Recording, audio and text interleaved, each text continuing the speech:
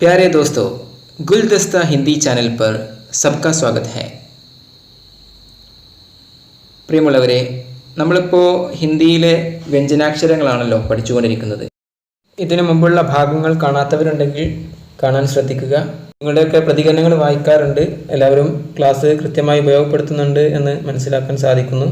അതോടൊപ്പം തന്നെ എന്നെ വ്യക്തിപരമായിട്ടും ചില ആളുകൾ ഈ ക്ലാസ് വളരെയധികം കുട്ടികൾക്ക് ഉപകാരപ്പെടുന്നുണ്ട് എന്ന് അറിയിക്കുകയുണ്ടായി. തീർച്ചയായും വളരെ സന്തോഷമുണ്ട്. എല്ലാവർക്കും പ്രത്യേകം നന്ദി അറിയിക്കുകയാണ്. തുടർന്നും നിങ്ങളുടെയൊക്കെ പിന്തുണ ഉണ്ടാവുമെന്ന് പ്രതീക്ഷിക്കുന്നു. അതോടൊപ്പം തന്നെ നിങ്ങൾ ഈ ചാനൽ ഇതുവരെ സബ്സ്ക്രൈബ് ചെയ്തിട്ടില്ല എങ്കിൽ സബ്സ്ക്രൈബ് ചെയ്യുമെന്ന് പ്രതീക്ഷിക്കുന്നു. അപ്പോൾ കൃത്യമായി ക്ലാസ്സുകൾ കേൾക്കുക, ക്ലാസ്സുകൾ മുഴുവനായി കേൾക്കാനും ശ്രദ്ധിക്കുമല്ലോ. ഇനി നമുക്ക് ഇന്നത്തെ ക്ലാസ്സിലേക്ക് കടക്കാം. ആദ്യമായി നമ്മൾ പഠിക്കുന്ന അക്ഷരം ച എന്നുള്ള അക്ഷരമാണ്. അപ്പോൾ ച എഴുതിയത് നോക്കൂ. അപ്പോൾ ആദ്യം നമ്മൾ വലതു ഭാഗത്തേക്ക് ഒരു വര വരച്ചു, പിന്നെ താഴോട്ടൊരു കുഴി ഇല്ലേ, എന്ന് വെച്ചാൽ റ കുത്തനെ ഇട്ടാൽ മതി. മലയാളത്തെ റ കുത്തനെ ഇട്ടിട്ട് പിന്നെ ഒരു കുത്തനെ ഒരു വര മുകളിൽ വര വരച്ചു. അപ്പം എന്താ ഈ ച. അടുത്തത് ജ എന്നുള്ള അക്ഷരം.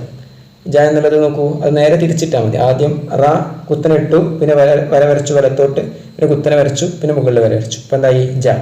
ഇനി അടുത്തത് ഞ എന്നുള്ള അക്ഷരം. അപ്പോൾ ജയിൽ നിന്ന് നമുക്ക് ഞ എന്നുള്ള അക്ഷരം ഉണ്ടാക്കാം. ഞ. ഓക്കെ, ജായുടെ പകുതി പിന്നെ ഞ. അപ്പം ഞ. അപ്പോൾ ഇത് ഹിന്ദിക്കാർ പൊതുവെ ഗ്യ എന്നൊക്കെയാണ് ഉച്ചരിക്കാറുള്ളത്. നമ്മൾ മലയാളികൾ ഞ എന്ന് പറയുന്നു എന്ന് മാത്രം. ഓക്കെ, ഇനി അടുത്തതായിട്ട് ഞ എന്നുള്ള അക്ഷരമാണ്. ഇപ്പോൾ നമ്മൾ മലയാളത്തിൽ ഞാൻ, ഞാറ് എന്നൊക്കെ പറയാറില്ലേ. അപ്പോൾ ഹിന്ദിയിൽ അതിൻ്റെ അക്ഷരമാണ് മുകളിൽ കൊടുത്തിട്ടുള്ളത്. അപ്പം ഞ.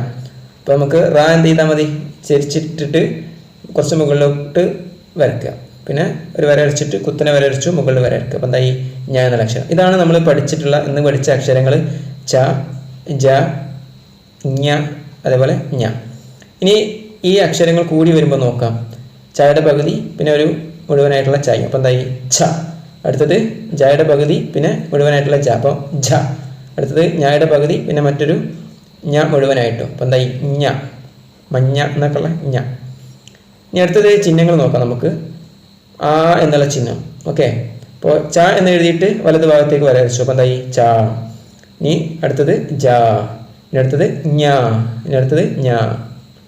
ഇനി ഈ എന്നുള്ള ചിഹ്നം നോക്കാം. അതായത് അക്ഷരത്തിൻ്റെ ഇടതു ഭാഗത്തേക്ക് എന്ത് ചെയ്തു, വള്ളിയിട്ടു അല്ലേ. അപ്പം ചായയുടെ ഇടതു ഭാഗത്തേക്ക് വള്ളിയിട്ടപ്പോൾ ചി എന്നായി. ജായുടെ ഇടതു ഭാഗത്തേക്ക് വള്ളിയിട്ടപ്പോൾ ജി എന്നായി. ഇനി അതുപോലെ ഞ എന്നുള്ള അക്ഷരത്തിൻ്റെ ഇടതു ഭാഗത്തേക്ക് വള്ളിയിട്ടപ്പോൾ ഞി. ഇനി ഞ എന്നുള്ള അക്ഷരമാണെങ്കിലോ ഇടതു ഭാഗത്തെ വള്ളിയിട്ടപ്പോൾ ഞി. ഇനി ഈ എന്നുള്ള ചിഹ്നം നോക്കാം. അപ്പോൾ ച എന്ന് എഴുതി അതിൽ വലതു ഭാഗത്തേക്ക് വള്ളിയിട്ടു. അപ്പം എന്താ ഈ എന്നുള്ള ഉച്ചാരണം വരുമ്പോൾ ചീ. ജ ആണെങ്കിലോ ജ കഴിഞ്ഞിട്ട് വള്ളിയിട്ടപ്പോൾ ജി. ഈ ഞ എന്നുള്ള അക്ഷരം വലതു ഭാഗത്തെ വള്ളിയിട്ടപ്പോൾ എന്താ ഈ ഞി. അപ്പോൾ ഞ എന്നുള്ളത് വലതു ഭാഗത്തെ വള്ളിയിട്ടപ്പോൾ ഞി. ഇനി അടുത്തത് ഉ എന്നുള്ള ചിഹ്നം. അപ്പോൾ ചായയുടെ അടിയിലാകുമ്പോൾ ചു, ജായുടെ അടിയിൽ ഊ ചിഹ്നം വരുമ്പോൾ ജു. ഞ എന്നുള്ള അക്ഷരത്തിൻ്റെ അടിയിൽ ഊ ചിഹ്നം വരുമ്പോൾ ഞു. ഞായുടെ അടിയിലാണെങ്കിലോ ഞു. ഇതേപോലെ അക്ഷരത്തിൻ്റെ അടിയിൽ ഇടത് ഭാഗത്തേക്കൊരു കൊക്കട്ട് കൊടുത്തു. ഇനി ഊ എന്നുള്ള ചിഹ്നം. അപ്പോൾ ചായയുടെ അടിയിൽ ഊ ചിഹ്നം വരുമ്പോൾ ചൂ, ജായുടെ അടിയിൽ ഊ ചിഹ്നം വരുമ്പോൾ ജൂ. അതേപോലെ ഞ എന്നുള്ള അക്ഷരത്തിൻ്റെ അടിയിൽ ഊ ചിഹ്നം വരുമ്പോൾ ഞു. ഇനി ഞ എന്നാണെങ്കിലോ ഞു. അടുത്ത് റ് ചിഹ്നം. അപ്പോൾ ചായയുടെ അടിയിൽ റ് ചിഹ്നം വരുമ്പോൾ ചൃ. ഇനി ജായുടെ അടിയിൽ റ് ചിഹ്നം വരുമ്പോൾ ജൃ. ഞ എന്നുള്ള അക്ഷരത്തിൻ്റെ അടിയിൽ റ് ചിഹ്നം വരുമ്പോൾ ഞൃ. ഇനി വെറും ഞ എന്നുള്ള അക്ഷരത്തിൻ്റെ അടിയിലാണെങ്കിലോ ഞൃ. ഓക്കെ, അടുത്തതായിട്ട് എ എന്നുള്ള ചിഹ്നം. ഇതിൻ്റെ എ എന്നുള്ള ഉച്ചാരണം ഉണ്ട്, നമ്മൾ മുമ്പ് പറഞ്ഞിട്ടുണ്ടല്ലോ. അപ്പോൾ ചായയുടെ മുകളിലാകുമ്പോൾ ചെ അല്ലെങ്കിൽ ചേ. ഇനി ജയുടെ മുകളിലാണെങ്കിലോ ജെ അല്ലെങ്കിൽ ജെ. ഈ ഞ എന്നുള്ളതിൻ്റെ മുകളിലാണെങ്കിലോ ഞെ അല്ലെങ്കിൽ ഞേ. ഞ എന്നുള്ള അക്ഷരത്തിൻ്റെ മുകളിലാണെങ്കിൽ ഞെ അല്ലെങ്കിൽ ഞേ. എന്ന് വെച്ചാൽ അക്ഷരത്തിൻ്റെ മുകളിലായിട്ട് ഇടത് ഭാഗത്തേക്ക് ചെരിച്ചിട്ട് വരക്കുക. അപ്പോൾ എ അല്ലെങ്കിൽ എ എന്നുള്ള ഉച്ചാരണം കിട്ടും. ഇനി ഐ എന്നുള്ള ചിഹ്നം. അപ്പോൾ ചായയുടെ മുകളിൽ ഇടത് ഭാഗത്തേക്ക് ചെരിച്ചിട്ട് രണ്ട് വര അല്ലേ. അപ്പം എന്താ ഈ ചൈ. ചേ ആണെങ്കിൽ ഒരു വര, ചൈ നാകുമ്പോൾ രണ്ട് വര. ജായുടെ മുകളിലാണെങ്കിലോ ജൈ. ഞ എന്നുള്ളതിൻ്റെ മുകളിലാണെങ്കിൽ ഞൈ. ഞായുടെ മുകളിലാണെങ്കിലോ ഞൈ. ഓക്കെ, ഇനി നമുക്ക് അടുത്ത ചിഹ്നം നോക്കാം. ഓ എന്നുള്ള ചിഹ്നം. നമ്മൾ പറഞ്ഞിട്ടുണ്ട് ഓ എന്നും ഉച്ചാരണം ഉണ്ട് എന്ന് അല്ലേ. അപ്പോൾ ചാ കഴിഞ്ഞിട്ടാണെങ്കിൽ വരയ്ക്കുക, എന്നിട്ട് അതിൻ്റെ മുകളിൽ ഇടത് ഭാഗത്തേക്ക് ചെരിച്ച് വരച്ചു. അപ്പോൾ എന്തായി ചോ അല്ലെങ്കിൽ ചോ. ജ ആണെങ്കിലോ ജോ അല്ലെങ്കിൽ ജോ. ഞ ആണെങ്കിലോ ഞോ അല്ലെങ്കിൽ ഞോ. ഞ ആണെങ്കിൽ ഞോ അല്ലെങ്കിൽ ഞോ. ഇനി ഔ എന്നുള്ള ചിഹ്നം. അപ്പോൾ അക്ഷരം കഴിഞ്ഞിട്ട് വരച്ചിട്ട് അതിൻ്റെ മുകളിൽ ഇടത് ഭാഗത്തേക്ക് ചെരിച്ചിട്ട് 2 വര ഉണ്ടാവും അല്ലേ. മറ്റേത് ഓ ആണെങ്കിൽ 1 വര, ഔ ആണെങ്കിൽ 2 വര. അപ്പോൾ ചൗ, ജൗ, ഞൗ, അതേപോലെ ഞൗ. ഇനി അടുത്തത് എന്നുള്ള ചിഹ്നം. അത് അക്ഷരത്തിന് മുകളിൽ ഒരു കുത്തിട്ട് കൊടുത്താൽ മതി അല്ലേ. ചായയുടെ മുകളിലാണെങ്കിൽ ചം, ജായുടെ മുകളിലാണെങ്കിൽ ജം. ഞ എന്നുള്ള അക്ഷരത്തിൻ്റെ മുകളിലാണെങ്കിൽ ഞം, ഞായുടെ മുകളിലാണെങ്കിലോ ഞം. എന്ന് വെച്ചാൽ അക്ഷരത്തിൻ്റെ മുകളിൽ എന്ത് ചെയ്താൽ മതി, ഒരു കുത്തിട്ട് കൊടുത്താൽ മതി. അപ്പം എന്നുള്ള ഉച്ചാരണം. ഇനി നമുക്ക് അടുത്ത് നോക്കാം. ഇർച്ച. അത് നീട്ടാനാകുമ്പോൾ എന്തായി ഇർച്ച.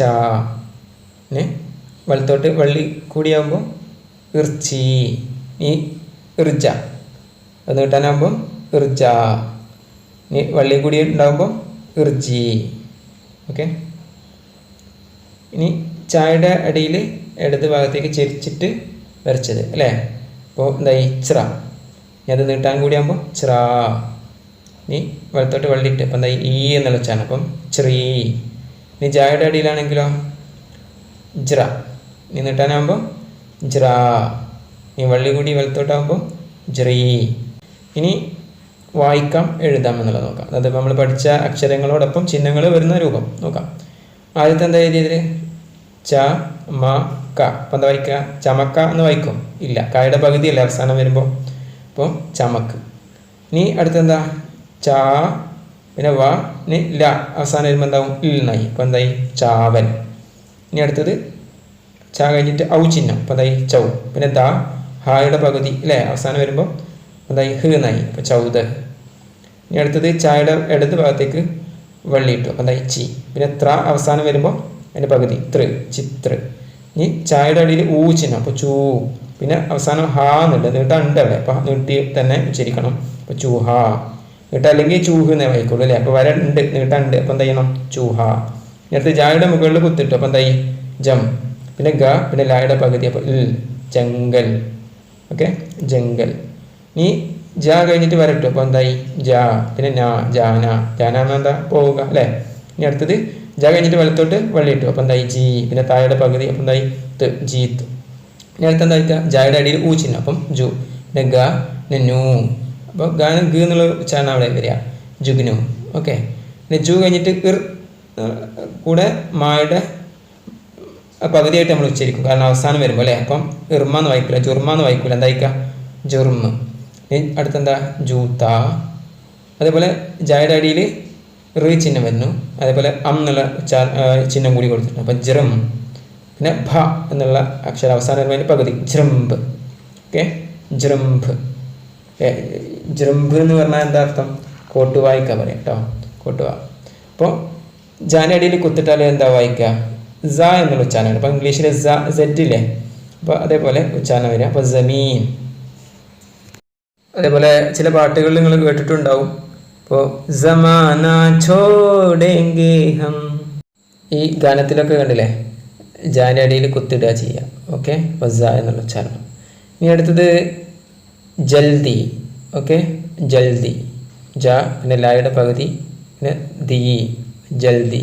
ഓക്കെ, അടുത്തത് എന്താ വായിക്കുക, ജീവൻ. അടുത്തത് ജ്ഞാൻ അല്ലെങ്കിൽ ഗ്യാൻ. അപ്പോൾ ഇതോടുകൂടി ഇന്നത്തെ ക്ലാസ് ഇവിടെ അവസാനിക്കുകയാണ്. എല്ലാവർക്കും ക്ലാസ് ഉപകാരപ്പെട്ടിട്ടുണ്ടാവുമെന്ന് വിചാരിക്കുന്നു. ഈ വീഡിയോ നിങ്ങൾക്ക് ഇഷ്ടപ്പെട്ടിട്ടുണ്ടെങ്കിൽ ലൈക്ക് ചെയ്യുമല്ലോ.